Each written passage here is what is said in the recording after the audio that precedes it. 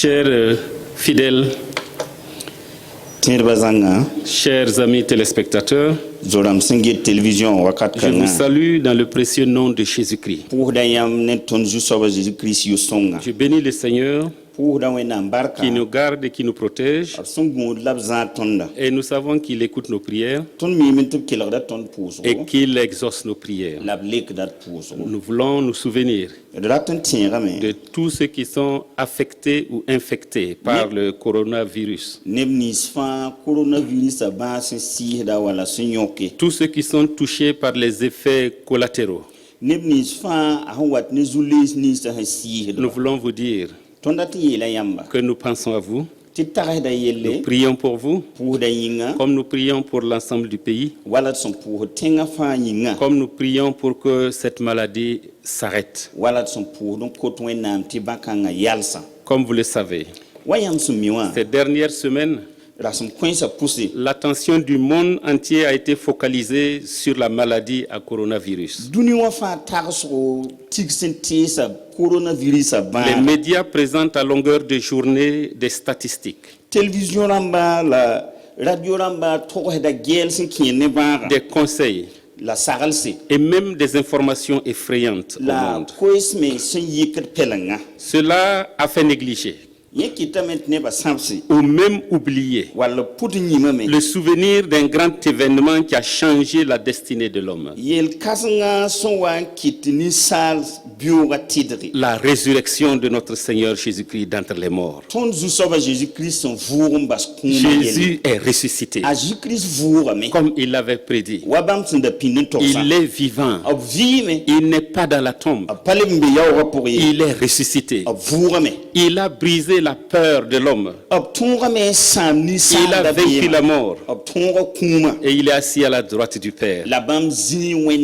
En ce jour, je voudrais que nous levions nos yeux de la pandémie du Covid-19 et que nous puissions les fixer sur le vainqueur de la mort, à Jésus-Christ. Nous voulons lire ensemble dans l'Évangile selon Jean, chapitre 3, et nous lisons à partir du verset 13. Personne n'est monté au ciel, sinon celui qui est descendu du ciel, le Fils de l'homme. Et comme Moïse éleva le serpent dans le désert, il faut de même que le Fils de l'homme soit élevé, afin que quiconque croit en lui ait la vie éternelle. Car Dieu a tant aimé le monde qu'il a donné son Fils unique, afin que quiconque croit en lui ne périsse pas, mais qu'il ait la vie éternelle. Alléluia. En cette semaine de Pâques, et ce dimanche de Pâques où nous, ensemble, nous commémorons et nous célébrons la résurrection de Jésus-Christ, nous voulons encore lever nos yeux vers le ressuscité et savoir quelques enseignements. Premièrement, Jésus est mort comme agneau pascal. La mort de Jésus n'a pas été un accident pour lui. N'a pas été une manifestation de la non-puissance de Dieu, mais c'est une révélation de l'amour de Dieu. La Pâque est la première et la plus importante fête juive. Elle marque le miracle de la libération des enfants d'Israël de l'Égypte, où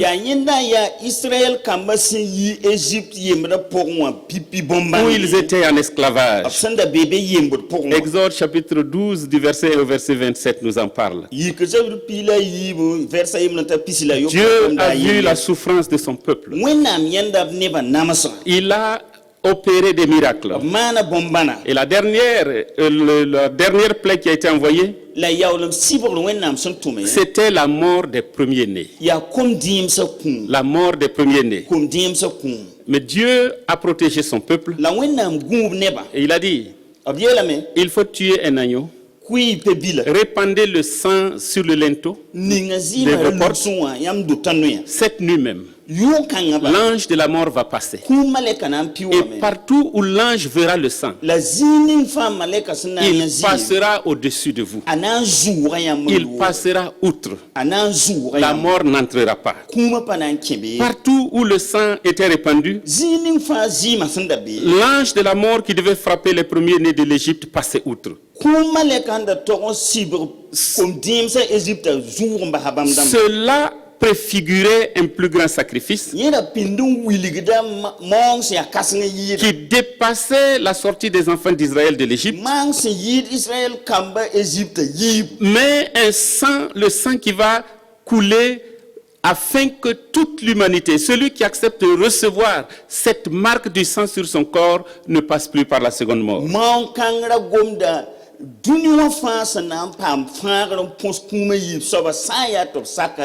C'est pourquoi Jésus n'est pas mort n'importe quel jour. C'était au moment où l'on devait sacrifier l'agneau pascal.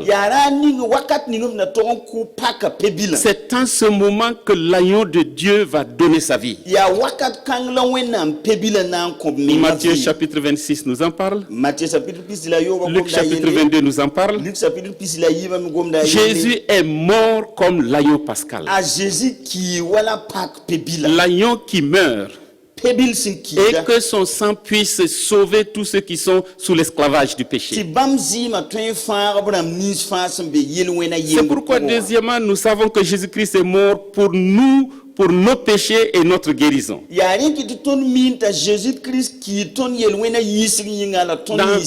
le passage que nous avons lu, Jésus s'entretenait avec un docteur de la loi juive. Il lui a expliqué les vérités spirituelles. Il a dit, les gens parlent de ce qu'ils connaissent. Personne n'est jamais monté au ciel,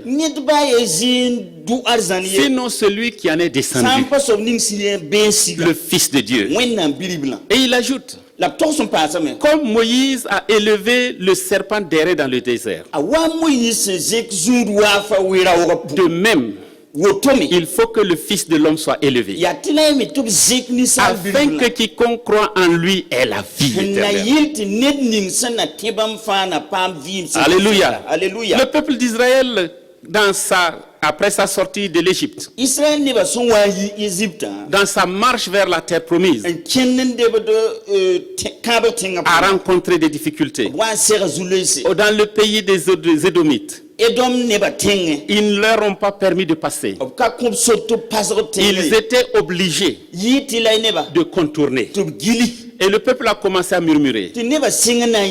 Pourquoi Moïse, tu nous as amenés hors de l'Égypte pour errer dans le désert, rencontrer des difficultés? Et Dieu s'est irrité contre le peuple. Et la colère de Dieu, ce n'est pas une question d'humeur. C'est quand il voit des gens quitter la vie pour la mort. Des gens qui rejettent le plan de Dieu. Alors ces serpents brûlants ont été envoyés. Et vous savez, le désert est couvert de sable. Et les serpents sont sous le sable. Des serpents très venimeux. Des scorpions très venimeux. Et quand ces serpents vous mordent, il n'y avait pas de solution. Vous allez mourir. Et le peuple a commencé à se plaindre également. Dieu parle à Moïse. Fais-toi un serpent d'airain. Place-le sur une perche. Tiens-le bien haut. Et dis au peuple, celui qui sera mordu par un serpent, qu'il lève les yeux vers le serpent d'airain et il sera guéri. Ça, c'est une médecine bizarre. Je pense qu'aucun médecin ne prescrirait cela contre la morsure des serpents. Mais Dieu a choisi pour montrer au peuple que la guérison vient de lui. Et pour parler encore de ce que Jésus-Christ fera quand il va venir sur la terre. Voyez-vous, Jésus même cite cet exemple. Comme Moïse a élevé le serpent d'airain, de même, le Fils de l'homme sera élevé. Jésus est mort pour nos péchés. Jésus, on a l'impression que Jésus se compare ici au serpent. C'est un paradoxe. Parce que le serpent est l'image même de Satan. De la ruse, de la tromperie. N'est-ce pas? Dans Genèse chapitre 3 à partir du verset 14,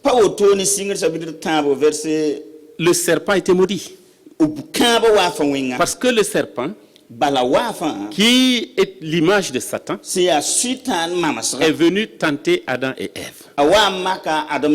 Ils ont désobéi à Dieu. Et ils ont irrité Dieu. Et ils ont quitté la félicité dans laquelle ils étaient. Et quand nous lisons dans le livre de la Révélation de l'Apocalypse, il nous parle du serpent ancien. Qu'est-ce que cela veut dire?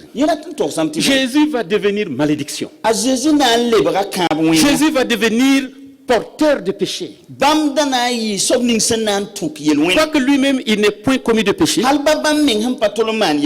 va devenir péché. Il va devenir malédiction.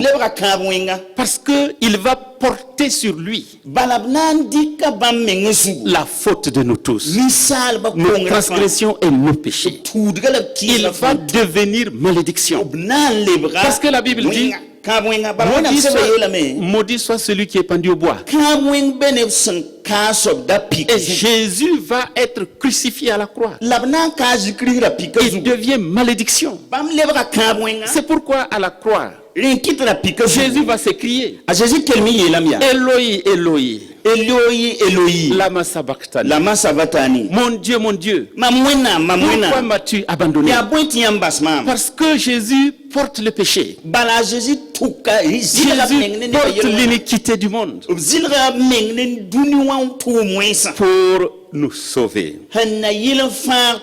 Jésus est mort pour nous sauver de la colère de Dieu. Comme je le disais tantôt, la colère de Dieu n'est pas une question d'humeur. C'est une sainte colère de voir sa création se perdre en s'éloignant de lui. Romains chapitre 1 verset 18. Le serpent d'airain est pour ceux-là qui acceptent lever les yeux vers lui. Et nous savons que toute l'humanité a été mordue par le serpent ancien. Porte en lui le venin du péché. Romains chapitre 3 verset 23 nous le dit. Car tous ont péché. Tous ont été touchés par la maladie. Et Christ a été pendu au bois. Afin que celui qui lève les regards vers lui, qui lève les regards vers lui, ne périsse point, mais qu'il ait la vie éternelle. Jésus est venu. Il n'est pas mort pour lui-même. Il n'est pas mort pour ses propres péchés. Il est mort pour nos péchés. Parce que dans la bouche de Jésus, on n'a même pas trouvé de fraude. Qu'est-ce que nous devons faire? Nous devons regarder à Jésus. Regardez à Jésus. Le verset 14 à 15 nous le dit. Comme Moïse a élevé le serpent des raies dans le désert, il faut que le Fils de l'homme soit élevé. Il parlait à Nicodème de sa propre mort. Comment lever les yeux vers Jésus? Il faut croire en lui. Crois au Seigneur Jésus-Christ. Et tu seras sauvé, toi et ta famille. Il faut le recevoir comme son Seigneur et comme son Sauveur. Comment le recevoir comme Sauveur et Seigneur? C'est quand nous reconnaissons nos propres péchés. Quelqu'un pourrait dire, je n'ai tué personne, je n'ai pas volé, je n'ai pas pris la femme d'autrui. Donc moi je ne vois pas ce que j'ai fait. Mais la Bible nous dit que tous sont péchés. Toi qui as menti, même si tu dis que c'est un petit mensonge, mon frère ou ma soeur, toi qui as reçu la monnaie en trop et tu ne l'as pas remis, toi qui as critiqué dans ta chambre, toi qui dans ton cœur même est contre quelqu'un, tous ont péché. Du brigand, coupeur de route, braqueur de banque, violeur, terroriste, blanc, noir, riche, pauvre. La Bible dit, tous ont péché. C'est pourquoi nous devons nous repentir. Reconnaître que nous sommes pécheurs. Le confesser à Jésus-Christ. Et se tourner vers lui pour son salut. C'est accepter de le suivre chaque jour de notre vie. Mais laissez-moi vous dire quelque chose. Jésus n'est pas resté dans la tombe. Il n'est pas resté dans la tombe. Il est même monté plus haut que la croix. La Bible nous dit en Luc chapitre 24 que les femmes sont allées très tôt le matin, le premier jour de la semaine, pour voir le corps de Jésus-Christ et verser de l'huile comme c'est leur coutume. En allant, elles étaient préoccupées. La pierre qui a été placée devant la tombe, qui allait rouler cette pierre, elle se faisait du souci,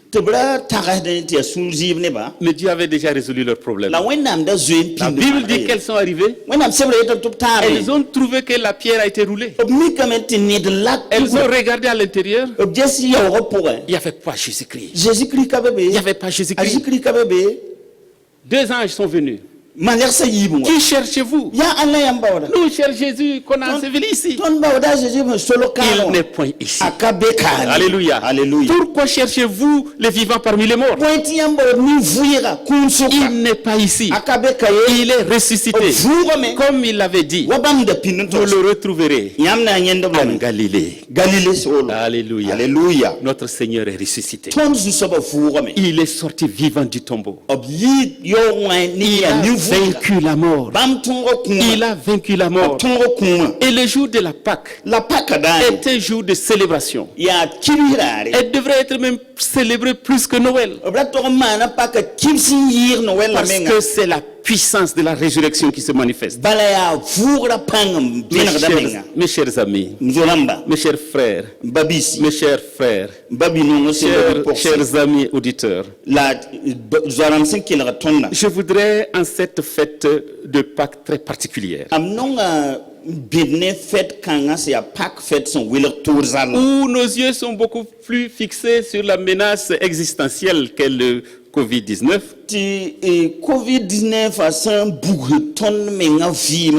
Je voudrais vous inviter à ne point perdre courage, à ne point vous détournez du Christ ressuscité. Il